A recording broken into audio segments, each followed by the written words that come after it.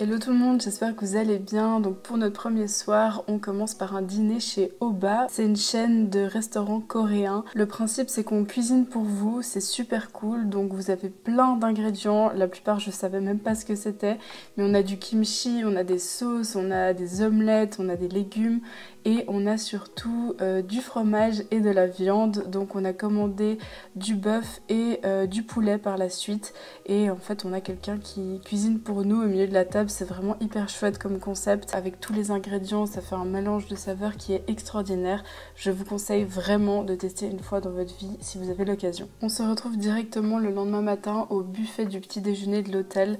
Donc pour moi c'est l'occasion de miser sur les protéines et les fibres parce que au restaurant c'est compliqué d'en avoir. Donc voilà, je me suis fait plaisir avec une bonne salade verte, des œufs, de la dinde, du jambon, du pain protéiné que j'avais embarqué avec moi, une pomme.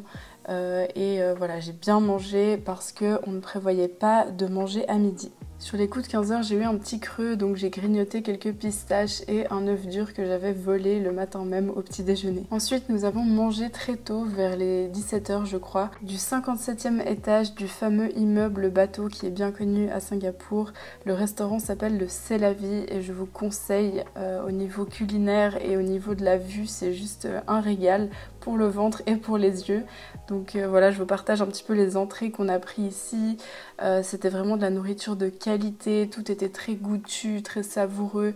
Vraiment c'était incroyable. Comme plat principal, j'ai pris du poisson blanc avec des noisettes grillées ainsi que du poireau caramélisé, une petite sauce, une petite crème, c'était vraiment trop bon. Ici, mon copain a pris du filet d'agneau qui était vraiment incroyable avec une sauce au vin. Mes parents ont pris des pâtes à la citrouille, je crois, et mon frère a pris un filet de bœuf de super qualité.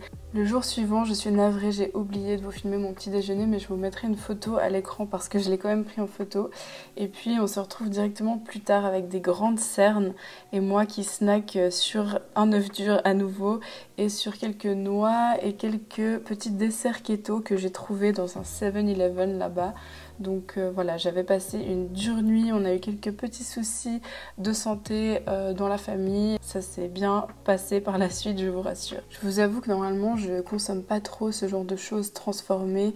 Je préfère cuisiner mes desserts maison, mais bon, vu que j'étais à l'hôtel et que j'avais pas de cuisine, impossible pour moi de faire quoi que ce soit. J'avoue que j'étais très curieuse de tester à quoi ça ressemblait et franchement c'était super bon, ça satisfait mon envie de sucrerie on va dire, et ce qui est bien c'est que ça fait pas monter la glycémie parce que c'est un édulcorant du coup qui est pas assimilé comme un sucre par notre corps. Je sais pas si vous connaissez les Reese, mais en gros c'est l'équivalent keto et plus sain de ces petites friandises au chocolat et au peanut butter. J'avais vraiment pas mal faim ce jour-là, donc j'ai encore mangé plein de noix, j'en ai mangé beaucoup plus que ce que je vous montre là. Sous la recommandation de plusieurs patientes du cabinet qui sont déjà allées à Singapour, on est allé dans la fameuse chaîne Din Tai Fung. C'est une chaîne de dumplings, donc vous avez des raviolis de toutes sortes, au porc, au bœuf, on a vraiment tout goûté, c'était super bon, le service était assez incroyable, tout était très rapide, très technologique, on a aussi goûté du poulet frit, enfin vraiment, mais on s'est fait plaisir quoi. Le lendemain matin, rebelote, les protéines. J'essayais d'avoir en tout cas 20 à 30 grammes de protéines le matin puisque je mangeais pas tellement de protéines à midi et voilà, c'était un moyen pour moi d'équilibrer un peu mes vacances vu que les restaurants je me faisais vraiment plaisir le soir, donc beaucoup de lard, de salade, un peu de fibres, de pain protéiné, des œufs et ensuite une petite séance de sport pour me décrasser. J'avoue que j'étais très en forme ce jour-là, mon copain aussi comme vous pouvez le voir et du coup on a bien transpiré, ça nous a fait du bien.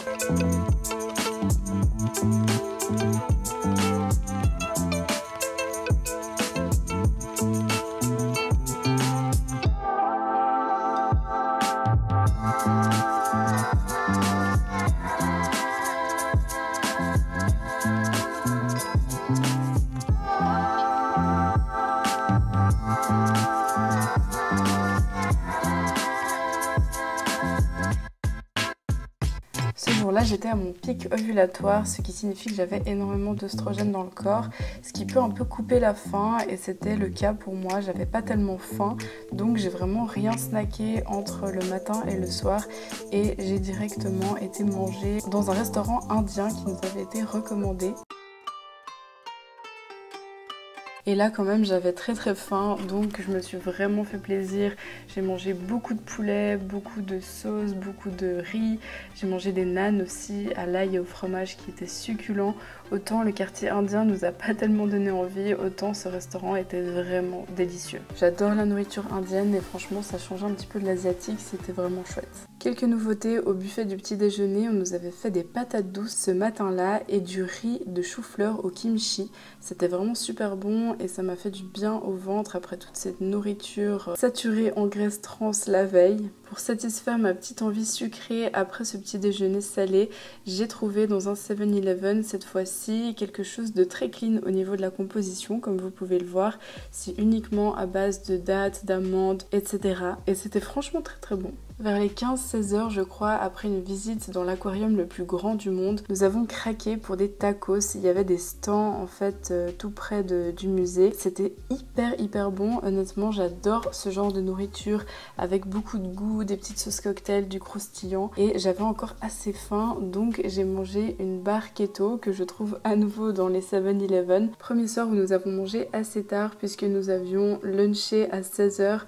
Donc voilà, ça devait être 20h, 21h. On a trouvé un fabuleux steakhouse. La nourriture de l'Europe à ce stade nous manquait. On avait tous envie d'un bon bout de viande.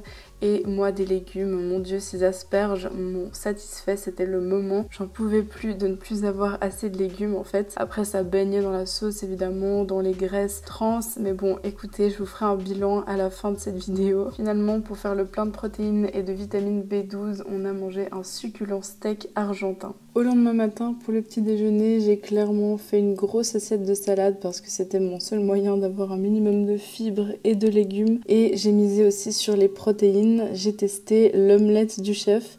Ça changeait un petit peu de mes œufs durs et j'ai pris encore des œufs brouillés à côté. J'ai snacké ensuite sur mes petits keto cups et plus tard, en fin d'après-midi, nous sommes allés prendre le dîner dans un restaurant japonais qui faisait des ramen. C'est vrai que c'est quelque chose que j'avais jamais testé et que mon copain avait vraiment très envie de tester. On était juste les deux ce jour-là, donc on en a profité. Je suis pas tellement fan de pâtes qui trempent dans le bouillon et de ce concept de ramen soupe, alors j'ai pris un ramen sec. Ils ont proposé aussi sur la carte et franchement c'était très bon.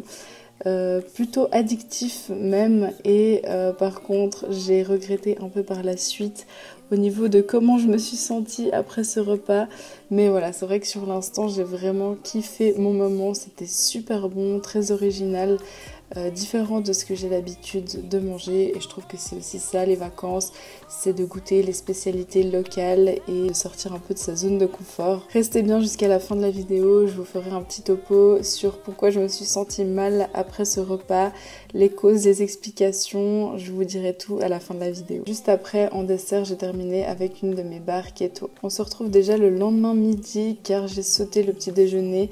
J'avais besoin de dormir, j'ai dormi très tard ce jour-là, donc le petit déj était déjà fini. Je suis donc directement allée prendre le lunch avec ma maman dans un café keto. C'est un concept que j'avais vu circuler et j'avais très envie de tester malheureusement. J'étais tellement excitée à l'idée de goûter que j'ai complètement oublié de vous filmer. J'ai juste pu vous filmer la fin du dessert du tiramisu. Je vous mettrai la carte et les photos, j'ai quand même pris des photos de ce que j'ai goûté. C'était très sympa de goûter un restaurant avec de l'alimentation cétogène. J'avoue que c'est un concept que j'aimerais bien voir bientôt chez nous en Europe. Après ce bon repas, on est parti pour une après-midi bateau.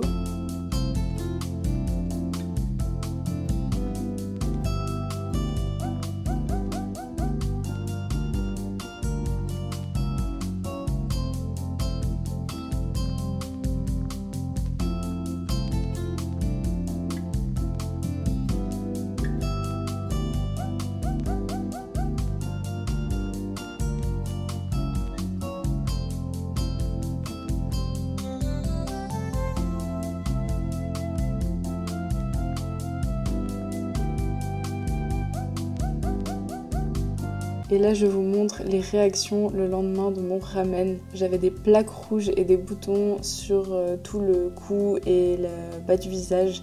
Je vous explique en fin de vidéo les raisons, donc restez bien jusqu'à la fin.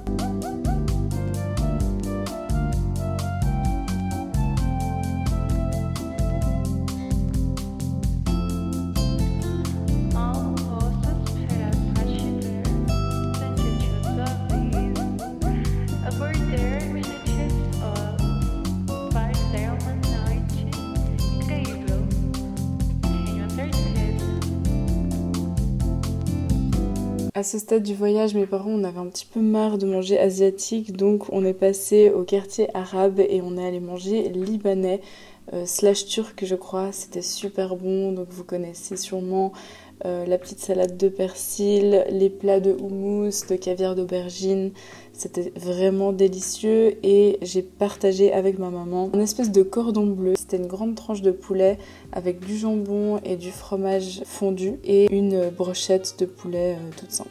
Ce plat aussi, je l'ai très mal digéré, je vous en parle aussi à la fin de la vidéo. Le lendemain, j'ai à nouveau sauté le petit déjeuner parce que j'étais toujours endormie. J'étais très décalée avec le jet lag, ce qui fait que je m'endormais très tard et du coup je dormais tard aussi le matin.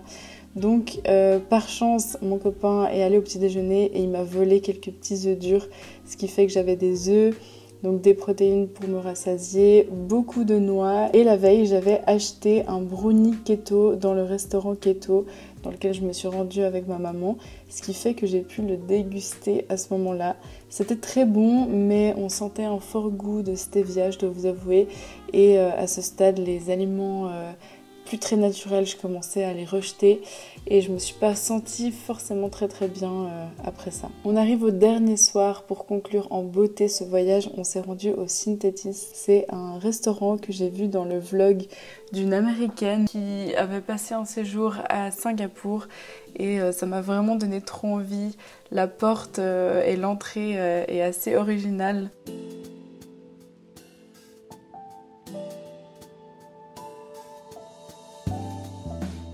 L'endroit aussi, le bar, tout est assez impressionnant. C'est vraiment un endroit que je recommanderais si un jour vous passez par Singapour.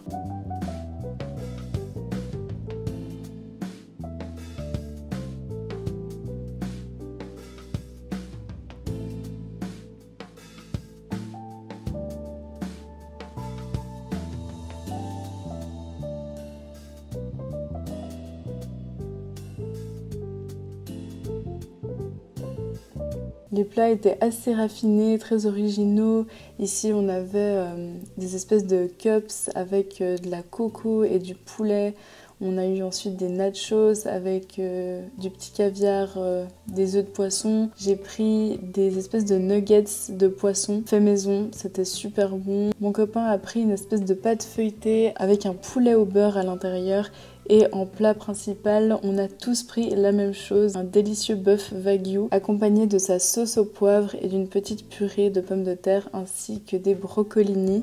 Enfin un petit peu de légumes, mon dieu ça m'avait manqué. Franchement délicieux, on a fini le voyage en beauté. Avant de terminer cette vidéo, ça me tenait à cœur de vous faire une petite conclusion, un constat sur mon avis après une semaine, presque 10 jours à Singapour. Maintenant que j'ai un petit peu de recul, comment je me suis sentie après tous ces restaurants, la nourriture là-bas, qu'est-ce que j'ai pu constater aussi au niveau des habitudes alimentaires là-bas, qu'est-ce qui m'a choquée, surprise, pourquoi est-ce que culinairement parlant j'étais contente de rentrer chez moi, un petit peu tout ça. Donc si ça vous intéresse, restez bien jusqu'à la fin. La première chose qu'il faut que je vous dise et que je pense vous avez pu constater au travers de ces images, c'est que je me suis vraiment régalée. Gustativement parlant, c'était vraiment un régal.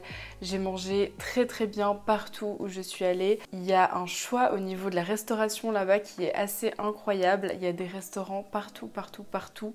Si je compare à chez moi ou d'autres villes que j'ai visitées, c'est vraiment flagrant la différence. Il y a des centres commerciaux uniquement avec des restaurants, sans magasin. Il y a du choix et franchement, partout où je suis allée, j'ai très bien mangé. On s'est tous régalés, donc voilà, j'espère que vous êtes régalés vous aussi virtuellement à travers les images qui ont précédé. Et ça, je dois dire que pour moi, c'est quand même très important quand je vais à l'étranger en vacances ou même quand je vais simplement au restaurant. C'est très important pour moi d'avoir du plaisir en mangeant, d'être pleinement satisfaite, d'avoir une explosion de saveurs en bouche. Si ce n'est pas le cas et que je suis déçue d'une expérience d'un restaurant, je ressors très facilement de mauvaise humeur et assez frustrée.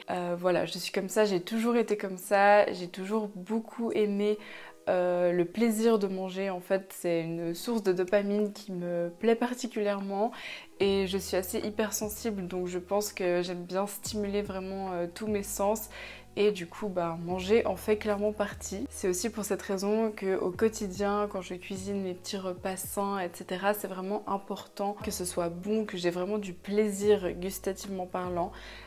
J'arriverai pas à me faire des choses sans goût, juste en fait pour me dire que je mange sainement et nourrir mon corps. Alors bien heureusement, j'ai appris à aimer les choses quand même simples et saines. Mais voilà, je me connais par cœur, je sais que si j'ai envie de tenir mes habitudes sur le long terme de manière saine et durable, j'ai besoin de varier de temps en temps les plaisirs et de kiffer ce que je mange quoi, au quotidien. Par contre, deuxième point un petit peu moins cool, c'est que toute cette bonne nourriture qui était gustativement très plaisante n'était malheureusement pas très saine pour mon corps, ma santé. Comment je l'ai constaté, c'est qu'au bout d'une semaine, j'ai commencé à vraiment me sentir pas très bien. Comme vous avez pu le voir sur les images, il y a un soir au bout d'une semaine où j'ai mangé un espèce de ramen et j'ai eu des fortes réactions toute la journée, le lendemain, plus le jour d'après. C'est un truc qui m'était jamais arrivé auparavant, donc voilà, je me dis que c'est pas un hasard.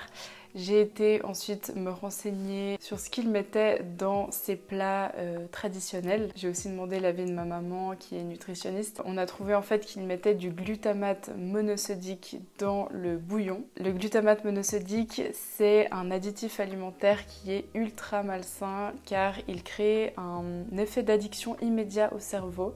C'est typiquement ce qu'on met dans les chips. C'est pour ça que quand vous commencez un paquet de chips, vous en mangez pas juste 2 et que vous avez vraiment de la peine à vous arrêter. Ils mettent à l'intérieur cet additif alimentaire qui vous rend directement addict. Et c'est fou, mais ça nous fait tous ce même effet où en fait on n'arrive pas à s'arrêter de piocher. Et c'est marrant parce que quand j'ai mangé mon plat de ramen, ça m'a fait un peu ça aussi. Je mangeais mes nouilles, j'arrivais pas à m'arrêter. Intéressant, intriguant comme expérience parce que c'est vraiment quelque chose que j'évite. Je pense que j'ai pas mangé des glutamates monosodiques depuis pas mal d'années parce que je fais très attention aux ingrédients que je consomme. Si il m'arrive d'acheter de temps en temps quelque chose de transformé, je vérifie quand même toujours les additifs à l'intérieur. Ça m'était pas arrivé depuis longtemps, cet effet un peu d'addiction. C'est vrai que si vous décidez de vous faire des chips maison, vous coupez des pommes de terre en très fines tranches, vous mettez un petit peu de sel avec un petit peu de graisse de coco par exemple que vous passez au four, vous n'aurez jamais ce même effet d'addiction que si vous achetez des Pringles par exemple. Je ne sais pas si vous avez déjà pu constater ça chez vous. Je trouve ça assez fou et assez flippant honnêtement. Deuxième chose je pense qui a pu me créer ces réactions allergiques, c'est l'histamine. L'histamine, je vous en ai déjà parlé dans de précédentes vidéos. Je vous les mettrai si jamais dans la barre de description. Si jamais ça vous intéresse, je vais pas tout réexpliquer là maintenant. Dans la sauce soja qu'ils utilisent pour saler en fait ces plats de ramen, c'est vraiment quelque chose qu'ils mettent partout. Cette fameuse sauce soja est très concentrée en histamine, ce qui peut expliquer clairement ma réaction du lendemain. Je sais que je suis intolérante à l'histamine. Dès qu'il y a quelque chose de trop concentré en histamine, eh bien j'ai le visage qui gonfle, j'ai les amygdales qui gonflent, j'ai les yeux qui pleurent, le nez qui coule. Les plaques rouges, c'était une première pour ma part. Il doit aussi y avoir ce truc d'additif de glutamate monosodique qui a dû jouer un rôle là-dedans. Dernière chose qui ne m'a pas convenu encore dans ce plat, c'est les nouilles. Alors c'est des grosses nouilles de blé qui ont presque l'air crues. C'est vrai que là c'était plutôt bon avec le glutamate un peu addictif, les algues, le petit bœuf haché, le bouillon, les oignons nouveaux, etc. Mais alors par contre, la digestion a été infinie. Vraiment, je vous mens pas, j'ai mis, je pense, bien plus de 20 heures à digérer ces nouilles. J'ai mangé très tôt le soir, à ce moment-là, ça devait être aux alentours de 17h30. Et je sais que le lendemain, à 13h, j'avais toujours pas faim. Et j'avais vraiment cette sensation d'avoir un bloc de pâtes, de nouilles en fait, pas du tout digéré dans mon ventre. Normalement j'ai une bonne digestion qui est plutôt normale. Et alors là, vraiment, ça n'a pas du tout passé. Même constat avec les autres plats qu'il cuisinait de manière générale, c'est que tout gauge dans de la graisse, mais de la mauvaise graisse. Vous savez que je ne suis pas du tout phobique du gras, au contraire, je mange énormément de gras dans mon quotidien, mais je mange du bon gras.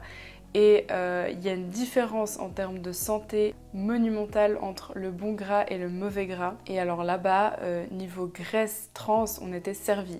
Ils cuisinent tout dans les huiles de légumes et tout est frit, chauffé et gauche dans ces mauvaises graisses qui sont hyper pro-inflammatoires. Déjà avec l'histamine, le glutamate, les additifs, plus on rajoute beaucoup de mauvaises graisses, donc des graisses trans. On fait en fait flamber l'organisme et on est en terrain inflammatoire. C'est clair que comme ça, on se sent pas forcément très bien. On va dire que les premiers jours, ça va parce que voilà, on peut supporter un resto de temps en temps avec des mauvaises graisses. On sait que malheureusement, les restaurants cuisinent presque tous avec ces mauvaises graisses parce que c'est plus économique, c'est moins cher que de cuisiner dans du ghee ou de la graisse de coco. Mais voilà, une fois de temps en temps, ça passe, il n'y a pas de souci.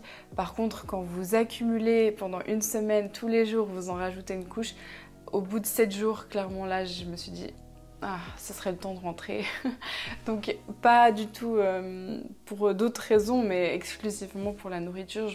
J'avais vraiment envie de rester là-bas, mais je me suis dit non, mais juste pour la nourriture, je ressentais vraiment le besoin de rentrer à la maison. J'avais une envie d'alimentation brute, mais à un point, vous imaginez même pas. J'avais envie de mes légumes vapeur, j'avais envie de mon yogourt coco, j'avais envie de mes petites myrtilles. Là-bas, il faut savoir qu'il y a très peu de fruits parce qu'ils sont super chers. Je suis rentrée dans un magasin et j'ai vu des myrtilles à 25 $ et des raisins à 70 $. Donc j'ai tout de suite compris pourquoi on n'avait pas beaucoup de fruits au petit déjeuner. J'ai mangé très peu de légumes, hein, si vous regardez ce que j'ai mangé.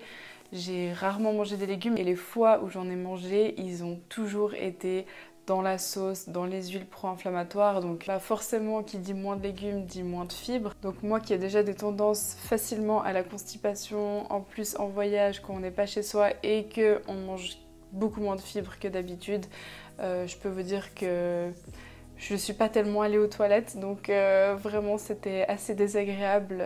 Et puis ouais, même le fait d'ingérer toutes ces toxines en même temps, sur un laps de temps qui est tellement court, vu que tous les jours vous en rajoutez une couche, votre foie suit plus quoi. Moi je sentais mon foie et ça c'est quelque chose, je sais pas si vous avez déjà pu sentir votre foie, mais si vous sentez une douleur ici en bas à droite, en fait c'est votre foie qui peine certainement à détoxifier toutes les toxines qu'il reçoit et avoir un foie fonctionnel qui détoxifie bien.